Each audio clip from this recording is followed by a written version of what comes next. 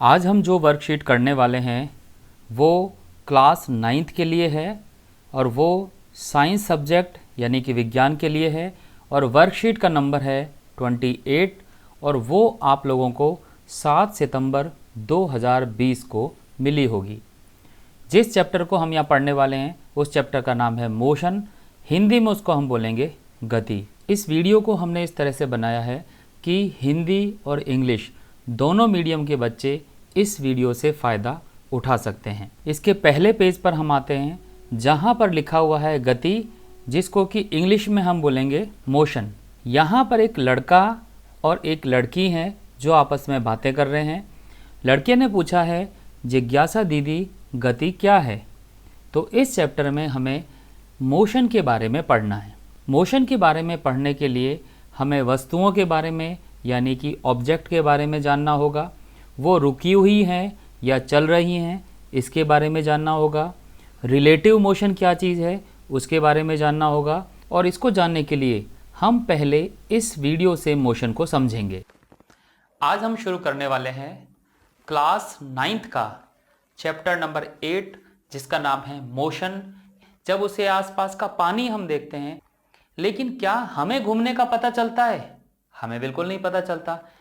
इस वीडियो का लिंक आपको इसी वीडियो के डिस्क्रिप्शन में मिल जाएगा या फिर ऊपर आई बटन में जाकर भी हम इस वीडियो को देख सकते हैं। वीडियो देखने के बाद हम इस लिखे हुए पैराग्राफ को थोड़ा समझने की कोशिश करते हैं। देखने में थोड़ी आसानी हो इस वजह से हमने हिंदी और इंग्लिश के पोर्शन को एक स्क्रीन पर रख दिया है जिससे कि दोनों मीडियम के बच्चे इसको समझ पाएं। यहाँ पे लिखा है, जब कोई वस्तु अन्य वस्तुओं की तुलना में समय के साथ साथ अपना स्थान बदलती है तो वस्तु की इस अवस्था को हम गति कहते हैं। यहाँ पर बताया गया है, कोई ऑब्जेक्ट मोशन में तभी मानी जाती है जब दूसरे ऑब्जेक्ट के रेस्पेक्ट में वो अपनी पोजीशन चेंज करती रहती है, और जब इस तरह से उसकी पोजीशन बदलती रहती है तो उसी को हम मोशन कहते हैं। हिंदी में हम बोलते हैं उसको गति। फिजिक्स में हम यहाँ देखते हैं किसी भी ऑब्जेक्ट की दो पोजीशन हो सकती है।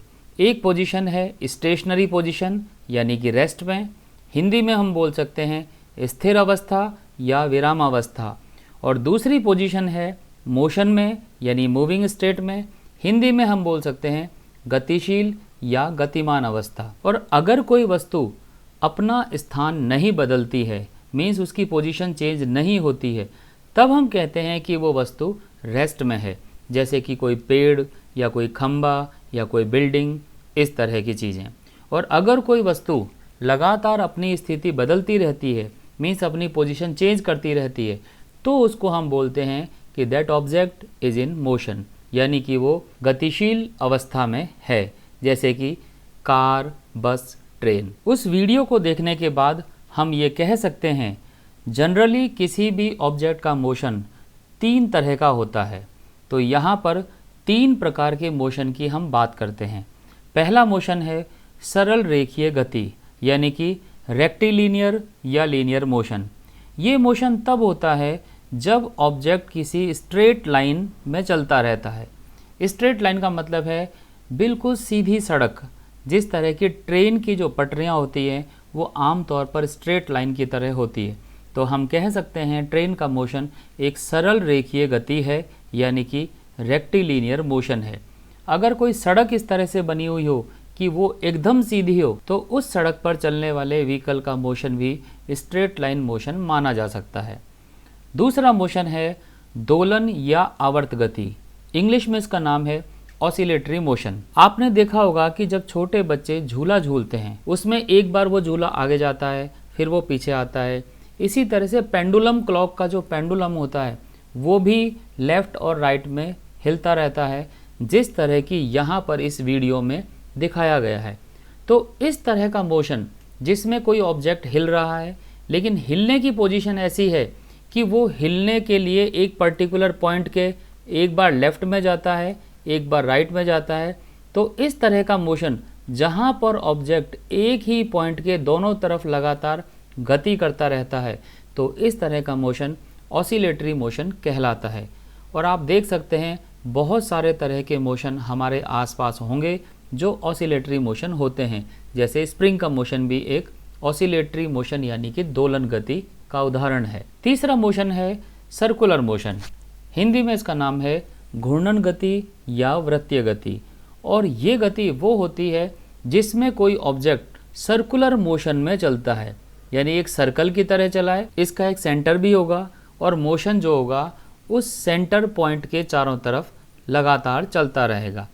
तो ये वो गति है जिसमें कोई वस्तु किसी निश्चित बिंदु के चारों तरफ गति करती रहती है, जिसे घूर्णन गति या सर्कुलर मोशन कहते हैं। बहुत सारे तरह के मोशन आपके आसपास मिल सकते हैं, जैसे कि किसी भी व्हीकल का जो पहिया है वो सर्कुलर मोशन करता है, अर्थ का मोशन है वो भी एक सर्कुलर मोशन है। इस तरह के बहुत सारे मोशन आप ढूंढ सकते हैं। इस वर्कशीट के नेक्स्ट पेज पर आते हैं। यहाँ पर क्वेश्चन पूछा है, दीदी भौतिक राशियाँ क्या होती है? What are the physical quantity? इसको समझने के लिए हम रोज़मर्रा की कुछ चीज़ों की बात करते हैं। जैसे कि जब हम मार्केट गए तो वहाँ से हमने खरीदी चीनी, या फिर हमने खरीदा दूध, या फिर हमने खरीदा वहाँ से कोई कपड़ा। इस तरह की कोई भी चीज़ मार्केट में हम खरीदने जाते हैं। जब भी हम इन चीज़ों को खरीदते हैं तो दुकानदार हमें इनको तोल कर देता है, यानी कि मेज़रमेंट किया जाता है। तो कोई भी ऐसी क्वांटिटी का मतलब है राशि, कोई भी ऐसी क्वांटिटी जिसको हम नाप तोल सकते हैं उनको भौतिक राशि यानी कि फिजिकल क्वांटिटी कहा जाता है। अब थोड़ा आगे चलते हैं।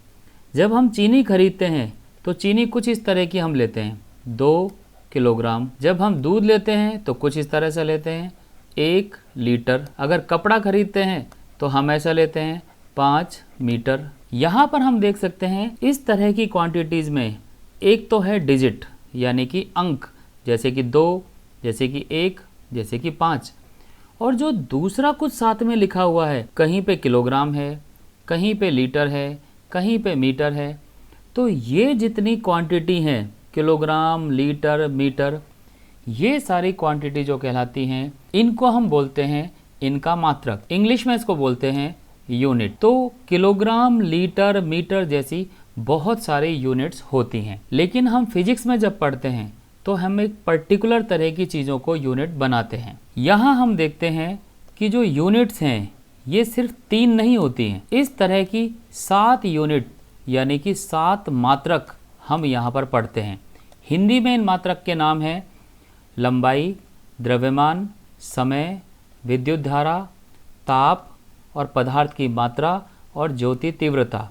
इंग्लिश में इनके नाम हैं length, mass, time, electric current, temperature, amount of substance and luminous intensity. इनके नाम से भी आपको पता लग जाएगा। लेंथ का मतलब है लंबाई, और लंबाई नापने के लिए हम आम तौर पर मीटर को यूज़ करते हैं। मास यानी कि द्रव्यमान, और इसको नापने के लिए हम किलोग्राम या ग्राम का इस्तेमाल करते हैं। टाइम यानी कि समय, समय को नापने के लिए हम सेकंड का इस्तेमाल करते हैं। इसी तरह से करंट को नापने के लिए हम एम्पियर को यूज़ करते हैं। इसी तरह से टेम्परेचर नापने के लिए हम केल्विन का इस्तेमाल करते हैं। तो हम देखते हैं इसी तरह से 7 यूनिट हमारे सामने हैं और हम पूरी फिजिक्स में इन यूनिट को ही काम में लेते हैं। अमाउंट ऑफ सब्सटेंस यानी कि पदार्थ की मात्रा, इसका इस्तेमाल हम वहाँ करते हैं जहाँ पर चीज़ें बहुत ही कम मात्रा में ली जाती हैं, और इसका मात्रक होता है मोल। आमतौर पर यह केमिस्ट्री में इस्तेमाल किया जाता है। और ल्यूमिनस इंटेंसिटी, जिसको कि हिंदी में हम बोलते हैं ज्योति तीव्रता, और इसकी यूनिट होती है कैंडेला। आप चाहें तो इनको याद भी कर सकते हैं, और याद करने की ज़रूरत नहीं है, क्योंकि जैसे जैसे हम फिजिक्स पढ़ते हैं तो ये हमें अपने आप याद होने लग जाती हैं। जैसे कि आप लोगों को मीटर और किलोग्राम याद होंगे। जब हम आगे पढ़ते हैं तो हम देखते हैं कि ये जितनी फिजिकल क्वांटिटी और हमने उनका यूनिट सिस्टम पढ़ा, ये 2 तरह की होती हैं। एक क्वांटिटी होती है अदिश राशि, जिसको इंग्लिश में हम बोलते हैं स्केलर क्वांटिटी, और दूसरी होती है सदिश राशि, जिसको इंग्लिश में बोलते हैं वेक्टर क्वांटिटी। ये क्या है, इसको समझने से पहले एक एग्जाम्पल लेते हैं। जैसे कि मान लिया अगर हम बताते हैं किसी ऑब्जेक्ट की वेलोसिटी मतलब वेग। मान लिया एक बस की वेलोसिटी है 40 किलोमीटर पर आवर, यानी कि 40 किलोमीटर प्रति घंटा। इस तरह से किसी बस की ये वेलोसिटी है। लेकिन अगर हमसे कहा जाता है बस की वेलोसिटी ये है, तो बताओ वो कहाँ जाएगी? तो हम नहीं बता सकते, क्योंकि हमें इसके साथ उसकी दिशा भी बतानी होगी।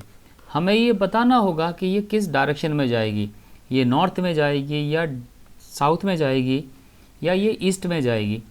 तो हमें क्या करना होता है, हर फिज़िकल क्वांटिटी के साथ साथ उसकी डायरेक्शन भी हमें बतानी पड़ती है।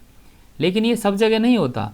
अगर मान लिया हमें किसी को टाइम बताना होगा, कोई हमसे पूछेगा कितना टाइम हुआ है, हम बताएंगे 4 बजे हैं, दैट इज़ 4 o'clock। क्या यहाँ पर डायरेक्शन बतानी पड़ती है? तो हमें यहाँ डायरेक्शन की ज़रूरत नहीं पड़ती है। तो अदिश का मतलब है ऐसी क्वांटिटी जिनमें दिशा नहीं होती, तो वो हैं अदिश या स्केलर क्वांटिटी।